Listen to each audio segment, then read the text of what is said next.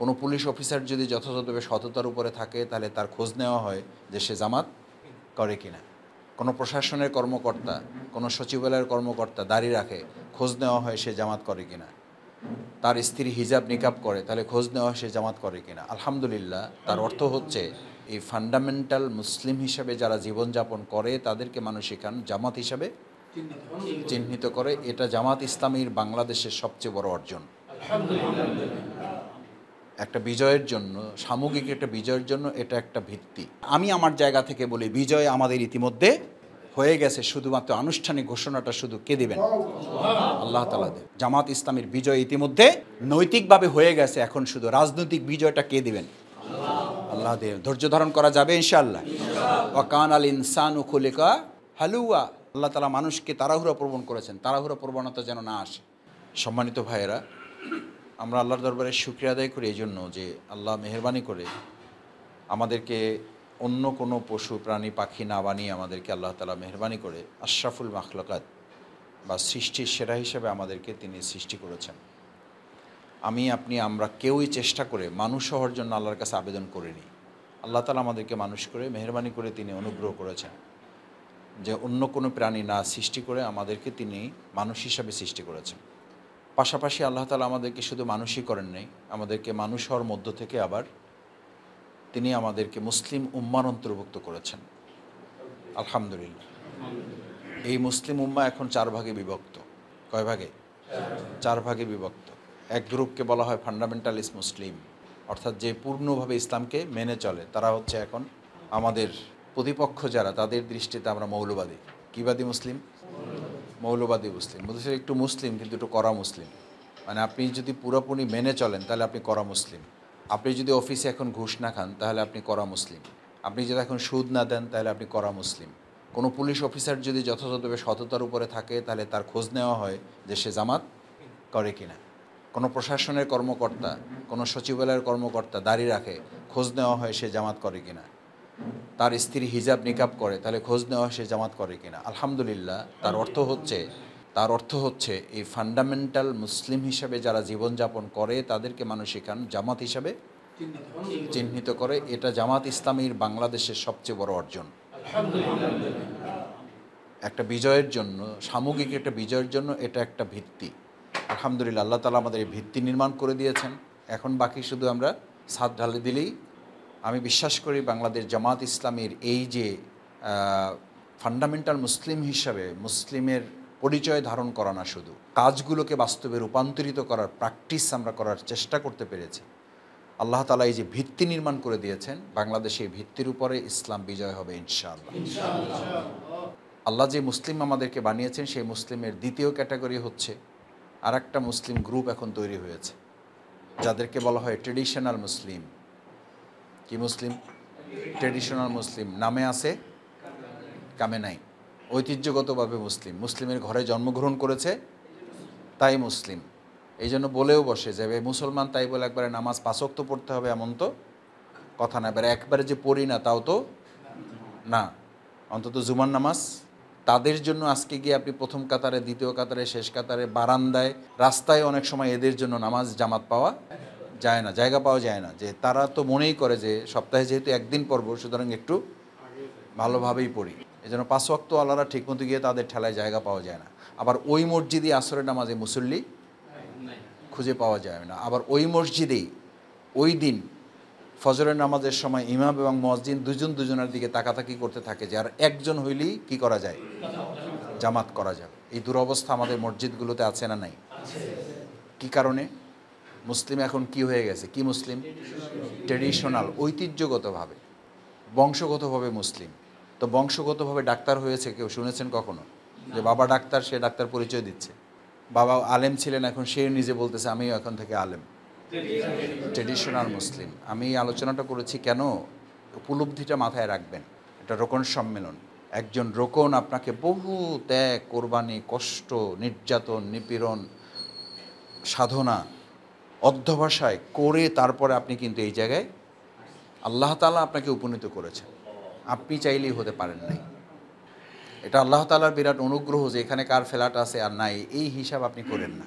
এটা আল্লাহ তাআলার বিশেষ অনুগ্রহ। আপনি এই হিসাব করেন না যে আপনার কয়টা প্লট আছে আর নাই, এই হিসাব করেন না। আপনার এই হিসাব করেন না ডেজিগনেশন কয়টা আছে না। আপনার ডেজিগনেশন, আমি অনেক সময় বলি আমার ডেজিগনেশন হচ্ছে আমি জামাত ইসলামী করি, ইসলামী আন্দোলনের আমি একজন কর্মী। এর চেয়ে আমার আর এই পৃথিবীতে কোনো বড় পরিচয়ের দরকার নাই। আল্লাহ তাআলা এই ডেজিগনেশন আমাকে দিয়েছেন। এই ডেজিগনেশন পাওয়ার অর্থ হলো আমি পৃথিবীর সমস্ত ডেজিগনেশন মালিকানা আমার এর মধ্যেই নিহিত আছে।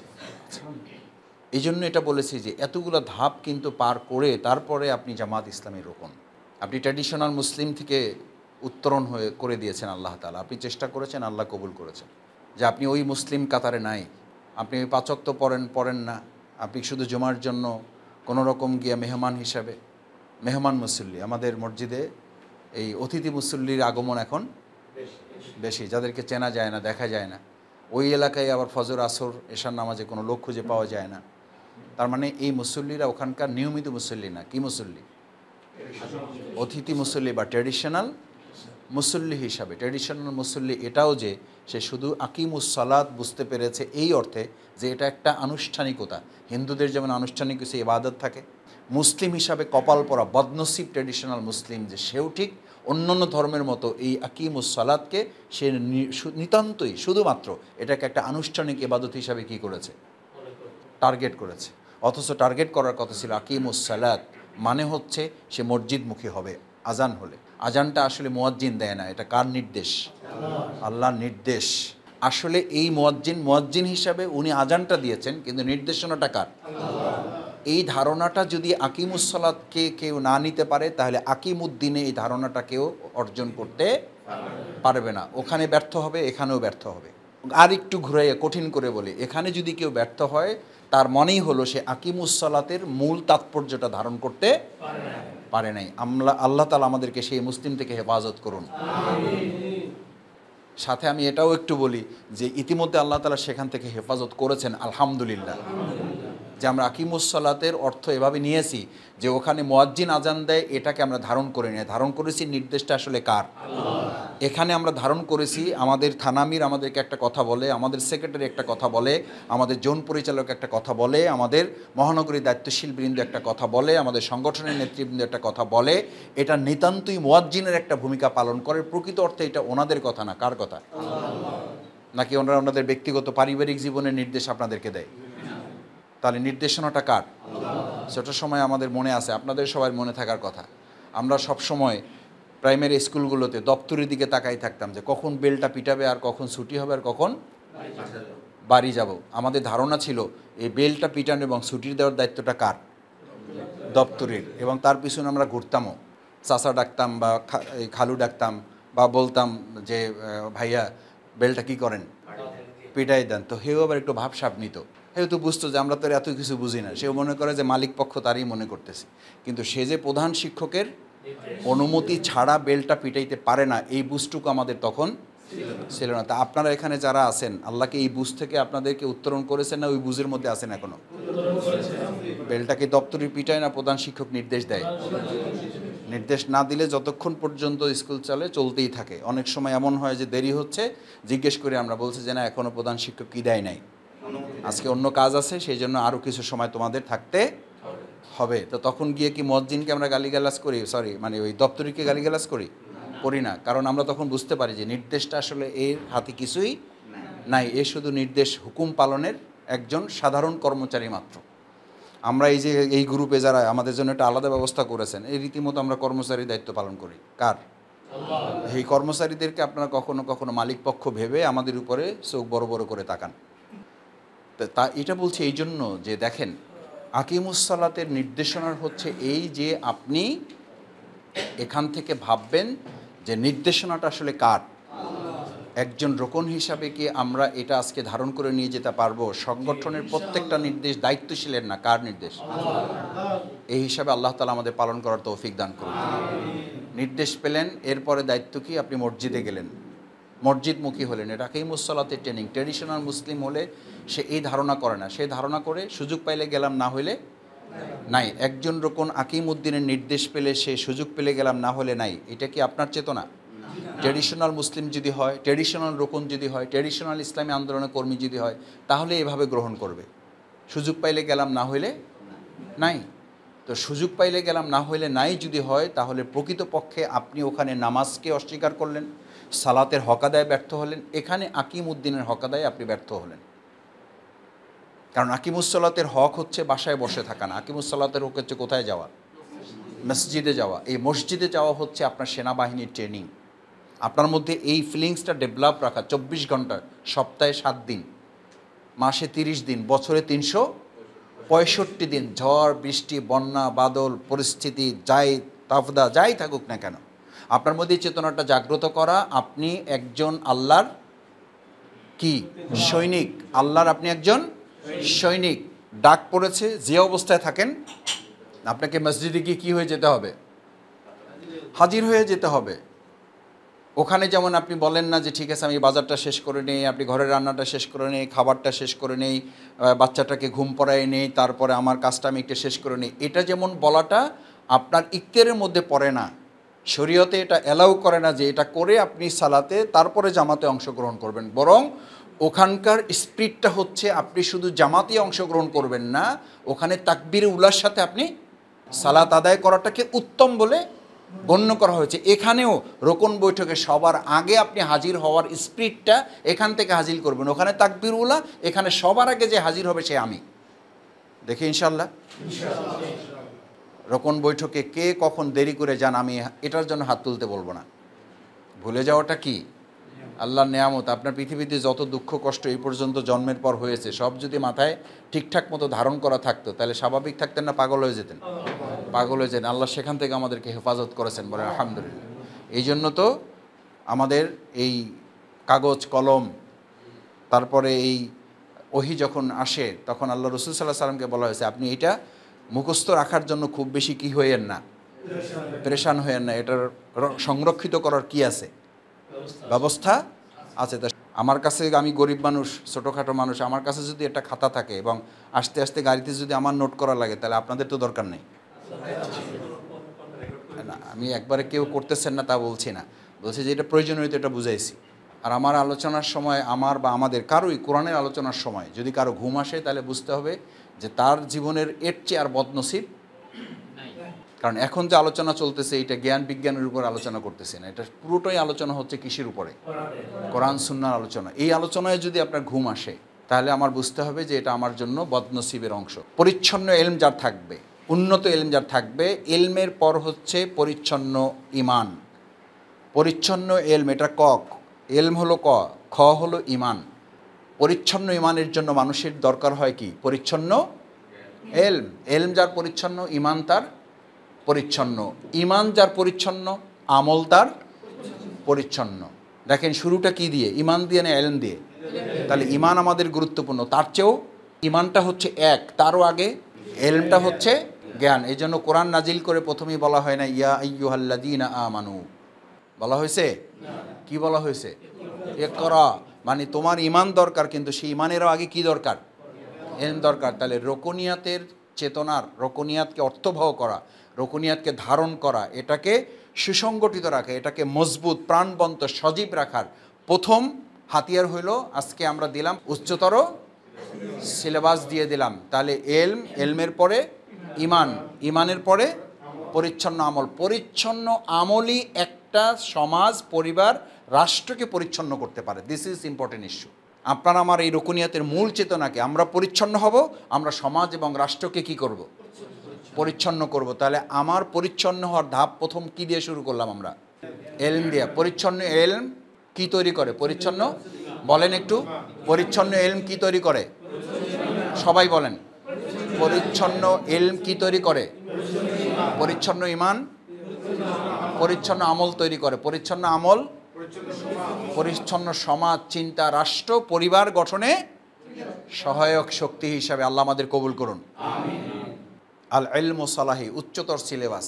রোকনিয়াতের এটা একটা চেতনা। রোকনিয়াতের দ্বিতীয় চেতনা হচ্ছে ইন্না সালাতি ওয়া নুসুকি ওয়া মাহইয়ায়া ওয়া মামাতি লিল্লাহি রাব্বিল আলামিন। যে আয়াত তেলাওয়াত করে আপনি শপথ গ্রহণ করেছেন, এই একই আয়াত তেলাওয়াত করে আপনি কি জবাই করেছেন? শুধু গরু, ছাগল, উট, দুম্বা, মহিষ, খাসি, এসব তো জবাই করছেন। সবই জবাই করছেন, শুধু আমার মধ্যে থাকা পাশবিকতাটাই জবাই করা সম্ভব হয় নাই, অথবা সময় হয় নাই। অথচ উচিত ছিল এই পশু, এই যা যা জবাই করছেন, এই সমস্ত কিছু জবাই করার মধ্য দিয়ে মূলত আমার মধ্যে দুটো সত্তা, একটা পাশবিকতা, একটা মানবিকতা। কয়টা সত্তা?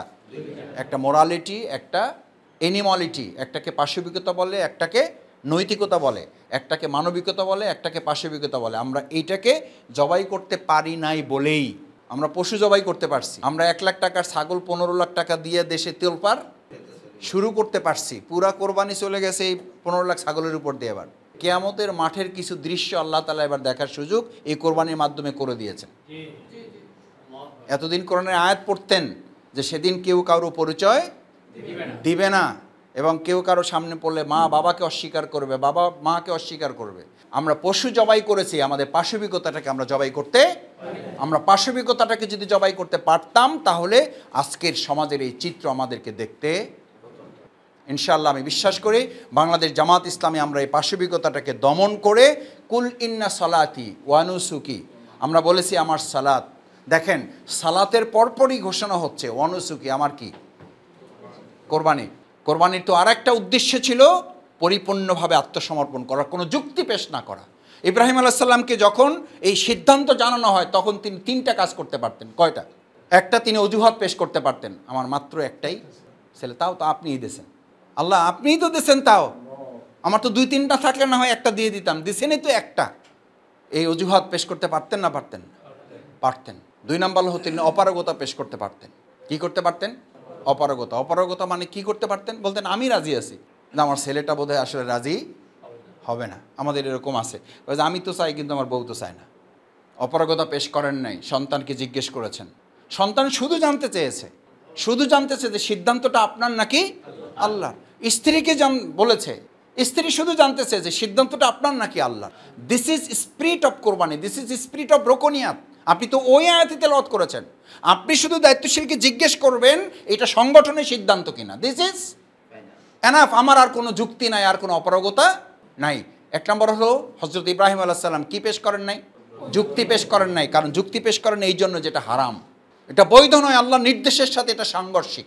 কিন্তু আমরা বুঝে হোক না বুঝে হোক নিত্যদিন আমরা এই অজুহাত পেশ করছি। এখন কেউ কাউকে সময় দিতে চায় না। এটার আমি সবচেয়ে বড় উদাহরণ আমি আমার সন্তানদেরকে দিয়ে বলি। আপনি আল্লাহর দিনকে সময় দিচ্ছেন না, আপনার সন্তান আপনাকে সময় দিতে চায় না। দেখবেন সন্তানকে বলবেন চলো বেড়ায় আসি, বলে যে তোমরা যাও, আমাদের ভালো লাগে না, আমাদেরকে আমরা মোবাইল নিয়ে বাসায় থাকতে চাই। বলে না? ওরা ইংলিশ শিখে ফেলেছে, লেট মি অ্যালোন, আমাকে আমার মতো, লিভ মি অ্যালোন, আমাকে আমার মতো থাকতে দাও। আমি যেমন সংগঠনকে বলি আমাকে আমার মতো থাকতে দেন, আল্লাহ দুনিয়ার শাস্তি হিসাবে আপনার সন্তান, আপনার স্ত্রী অনেক সময় আপনাকে বলে বসবে, দেখো জ্বালায়ও না, আমাকে আমার মতো অপেক্ষা করুন। আপনার ব্যবসায়িক পার্টনার একটা ভালো জায়গায় পৌঁছে যাওয়ার পর বলবে যে ভাই এখন আমরা আমাদের মতো করে চলি, এখন আর একসাথে চলার দরকার নেই, আপনার যা আছে আপনি নিয়ে যান। অথচ এই কথা না বলে হয়তো যা আছে নিয়ে এসে চলে যাবে না, গেছে ওই যে লিভ মি অ্যালোন, আমাকে আমার মতো থাক। এই পানিশমেন্টে আমরা পড়ে গেছি। তার মানে হচ্ছে আপনি যখন যে অবস্থায় থাকবেন, রাসূল করিম সাল্লাল্লাহু আলাইহি সাল্লামের এই পেরেশানিটাকে সূরা কাহাফ, আজকে যে সূরাটা আমাদের সকলের পড়া জরুরি, যদি পুরাটা পড়তে পারেন সবচেয়ে ভালো, না হলে প্রথম 10 আয়াত আর শেষ 10 আয়াত চেষ্টা করবেন, আল্লাহ আমাদের কবুল করুন। ওখানকার 6 নম্বর আয়াতে আল্লাহ তাআলা রাসূল সাল্লাল্লাহু আলাইহি সাল্লামের এই পেরেশানিটা, মানে তার এই ঢেকির যে উদাহরণ আমরা দুনিয়াতে পেশ করি, তার মধ্যে এই পেরেশানিটা ছিল। এই পেরেশানিটা রোকনিয়াতের একটা উল্লেখযোগ্য চেতনা, রোকনিয়াতের একটা বড় বৈশিষ্ট্য, এটা রোকনিয়াতের এটা একটা বড় ধাপ, যে আপনার মধ্যে পেরেশানিটা যখন যেখানে থাকবেন, আল্লাহ রাসূল সাল্লাল্লাহু আলাইহি সাল্লামকে আল্লাহ তাআলা বলেন ফালাআল্লাকা বাকিউন নাফসাকা আলা আসারিহিম ইন লাম ইউমিনু বিহাযাল হাদিসি আসাফা। মুহাম্মদ রাসূলুল্লাহ মানুষের কাছে ইসলাম আন্দোলন, আল্লাহর দিন, ঈমানের দাওয়াত পৌঁছাতে গিয়ে আপনার অবস্থা এমন যে আপনার প্রান্ত ওষ্ঠাগত, প্রায় আপনার জীবন তো যায় অবস্থা। এত পেরেশান হওয়ার আপনার দরকার, এটা আল্লাহ রাসূল সাল্লাল্লাহু আলাইহি সাল্লামকে থামাই দিতে হইল। আর আমাদের পেরেশানিকে আমরা জাগ্রতই, আমি তো জামাতের একজন রোকন, আমার চেতনার তো এটা হবে অন্তত যে আমার জন্য যদি আল্লাহর কর্তৃক কোনো ফায়সালা হয়ে থাকে, তাহলে দুনিয়ার কোনো কৌশল এখান থেকে আমাকে ফিরাতে পারবে না। তার মানে আপনি কৌশল অবলম্বন করবেন না তা বলছি না, করবেন, কিন্তু আপনার চারিত্রিক বৈশিষ্ট্যটা যেন প্রমাণ করে। আমি তো মাঝে মধ্যে বলি, আমি রিক্সাওয়ালাকে 10 টাকার জায়গায় 5 টাকা দিয়ে সালাম দিয়ে হাত মিলালে তারপরে ঘাড় ফিরে জিজ্ঞেস করে যে স্যার আপনি কি জামাত করেন? আমি অন্তত 5টা উদাহরণ আমার এই খুব সপ্তাহখানেকের মধ্যে রিক্সাতে চড়ার সময় খুব কম পাই, এর মধ্যে যতবার চড়ি দাওয়াতি কাজের টার্গেট নেই যে কোনো মূল্যে তাকে আমি বুঝাবো যে আমি কিসের লোক। আমাকে অনেকেই বলে, আমরা অনেকে কেউ কেউ বিষণ্ণতা, 2024 সালে 7ই জানুয়ারি চলে গেছে, আমাদের আর বিজয়ের কোনো সম্ভাবনা নাই। আমি আমার জায়গা থেকে বলি, বিজয় আমাদের ইতিমধ্যে হয়ে গেছে, শুধুমাত্র আনুষ্ঠানিক ঘোষণাটা শুধু কে দিবেন? আল্লাহ তাআলা দেন। জামাত ইসলামীর বিজয় ইতিমধ্যে নৈতিকভাবে হয়ে গেছে, এখন শুধু রাজনৈতিক বিজয়টা কে দিবেন? আল্লাহ দেব। ধৈর্য ধারণ করা যাবে ইনশাআল্লাহ। ওয়া কানাল ইনসানু খুলিকা হালুয়া। আল্লাহ তাআলা মানুষকে তাড়াহুড়া প্রবণ করেছেন, তাড়াহুড়া প্রবণতা যেন না আসে, অস্থির হব না। আমরা মনে রাখবো যে আমাদের নৈতিক বিজয় আমাদেরকে আল্লাহ তাআলা ইতিমধ্যে দিয়ে দিয়েছে। আমাদের নৈতিক বিজয় সেদিন হয়েছে যেদিন আমিরে জামাতের ফাঁসি কার্যকর হয়েছে। আমাদের নৈতিক বিজয় সেদিন হয়েছে যেদিন আল্লামা দেলোয়ার হোসেন সাঈদী রাহেমাহুল্লাহ হাসতে হাসতে হসপিটালে প্রবেশ করেছে। আল্লাহ তাআলা আমাদেরকে সেদিন নৈতিক বিজয় দিয়ে দিয়েছে। সুতরাং এই বিজয় আর কেউ কখনো ঠেকিয়ে রাখতে পারবে না। এখন রাজনৈতিক একটা বিজয় শুধুমাত্র ঘোষিত হবে, সেটার জন্য আমাদেরকে ধৈর্য ধারণ করে সামনের দিকে সাংগঠনিক সকল কার্যক্রমকে একত্রিত করে আমরা এগিয়ে যাব ইনশাআল্লাহ। সর্বশেষ দুটো কথা বলে বক্তব্য ইতি টানতে চাই। ভাইয়েরা, যে দিনের দায়িত্ব আপনি পালন করেন সেই দিনের কাজটা কি আমার না আল্লাহর? ঘরের মালিকের আপনি কাজ করেন, মালিকের সাথে সম্পর্ক খারাপ, যত কাজই করেন মন পাবেন না। ওই যে আমাদের বাংলা একটা কথা বলে, যারে দেখতে নারী তার চলন বাঁকা। অর্থ হইল, আপনি যার ঘরে কাজ করবেন তার অন্তর, তার মন পাওয়াটা আপনার আসল কাজ। আপনি যদি আল্লাহর সাথে সম্পর্কটা ভিত্তি তৈরি না হয়, সেজন্য বলা হয়েছে ফুরসানান নাহার, সৈনিকের দায়িত্ব যারা পালন করবে তাদের আগে একটা বৈশিষ্ট্য অর্জন করতে পারা হবে, রহবান আল্লাইল। যিনি সৈনিকের দায়িত্ব পালন করবেন অবশ্যই তাকে দরবেশগিরির দায়িত্ব পালন করতে হবে। এই জন্য জামাত ইসলামী রোকন যখন হয়েছেন তখন আপনাকে জিজ্ঞেস করা হয় নাই হয়তো যে আপনি তাহাজ্জুদ কতদিন পড়েন, কিন্তু এখন আপনাকে পর্যালোচনা নিতে হবে। 5 ওয়াক্ত নামাজ পড়েন, আপনার জন্য এটা যথেষ্ট, ঠিকই আছে, কিন্তু রোকনিয়াতের এই হক আদায়ের জন্য আপনি অন্তত মাসে, অন্তত সপ্তাহে, পারলে প্রতিদিনই অন্তত 4 রাকাত হইলেও নফল আদায় নিজেকে অভ্যস্ত করার জন্য চেষ্টা করা, রহবান আল্লাহ। দরবেশগিরি ছাড়া সৈনিকগিরি বাস্তবায়ন হবে না। আবার শুধু দরবেশগিরি করে যদি হতো তাহলে এই পৃথিবীর সর্বশ্রেষ্ঠ মুস্তাজাবাদ দাওয়াকে, দোয়া কবুলকারী কে, মানে যার দোয়া কবুল করার হবে ইখতিয়ার যাকে দেওয়া হয়েছে তিনি কে? প্রিয়নবী মুহাম্মদুর রাসূলুল্লাহ সাল্লাল্লাহু আলাইহি সাল্লাম।